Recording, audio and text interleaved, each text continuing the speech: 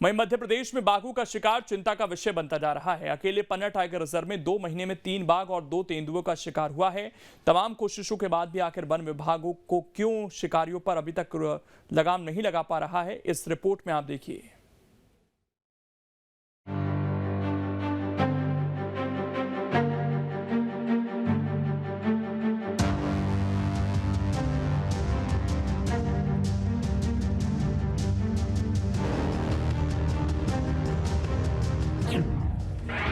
Tiger reserve में वन्य जीवों का शिकार, कमजोर नेटवर्क से वन विभाग लाचार। जिन बाघों की वजह से प्रदेश का नाम है, अब वो भी सुरक्षित नहीं है। ये हम नहीं कह रहे हैं, बल्कि आंकड़े ही इसकी गवाही दे रहे हैं। आंकड़ों के मुताबिक 2022 में 34 बाघों की मौत हुई, जिसमें 10 का शिकार किया गया। 2023 में करीब 1.5 महीने में 2 बाघों का शिकार किया गया। 2 महीने में पन्ना टाइगर रिजर्व में 3 बाघों और 2 तेंदुओं का शिकार किया गया। अब आपको बताते हैं कि पिछले कुछ सालों में कितने बाघों का शिकार हुआ। तो आंकड़े बताते हैं कि 2017 में 10, 2018 में 9, 2019 में 8, 2020 में 8, 2021 में 11 और 2022 में 10 बाघों का शिकार हुआ। सवाल यह है कि आखिर बाघों का शिकार क्यों नहीं रुक पा रहा है। तो बताया जा रहा है कि खुफिया नेटवर्क का अभाव है, शिकारियों से मिलीभगत की भी आशंका है, स्पेशल टाइगर प्रोटेक्शन फोर्स का गठन नहीं हुआ है। केंद्र एसटीपीएफ के गठन के लिए मदद को तैयार है, फिर भी मध्य प्रदेश में फोर्स का गठन पेंडिंग है।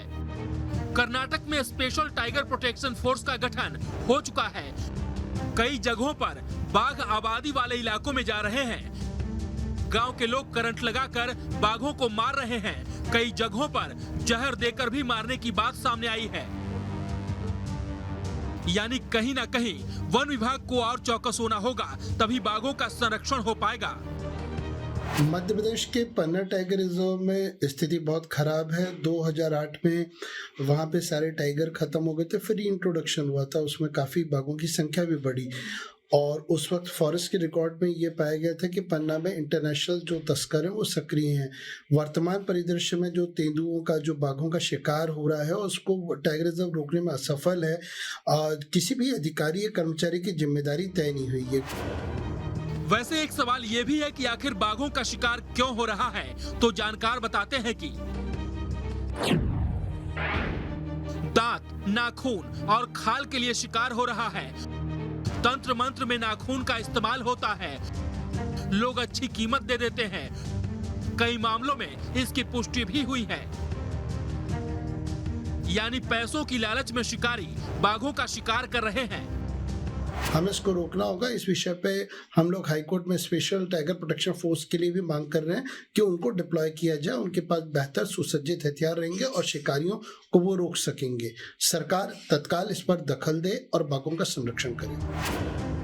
हालांकि कई मामले ऐसे भी आए हैं जहां मुआवजे के लिए ग्रामीण बाघों को जहर या करंट लगाकर मार देते हैं। ऐसे मामलों की पहचान कर वन विभाग को ठोस एक्शन लेना होगा, तभी शिकार के मामले रुकेंगे। चिंता की बात तो ये है कि अगर इसी तरह बाघों की मौत होती रहेगी तो आने वाले समय में टाइगर स्टेट के दर्जे को भी खतरा हो सकता है, क्योंकि कर्नाटक प्रतिद्वंदी राज्य है और वहाँ मध्य प्रदेश की तुलना में मौत के आंकड़े आधे से भी कम है। मध्य प्रदेश के टाइगर रिजर्वों की अगर बात करें तो ऐसा लगता है कि जो वन्य जीव हैं यहाँ पर सुरक्षित नहीं है।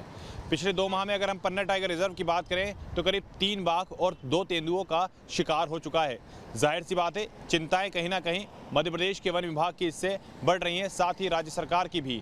लेकिन कहीं ना कहीं कमज़ोर नेटवर्क होने के चलते वन विभाग पूरी तरह से लाचार बना हुआ है और यही वजह है कि शिकारी आसानी से टाइगर रिजर्व में घुसकर शिकार कर रहे हैं।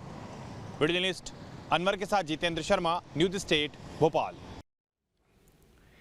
अब इसमें खबर तो यह है कि बाघों की मौत पर कड़ा एक्शन नहीं होता, जिम्मेदारों की जिम्मेदारी तय नहीं होती, सबूतों के अभाव में आरोपी छूट भी जाते हैं। कड़ी सजा मिलने पर ही शिकारियों के मन में डर होगा।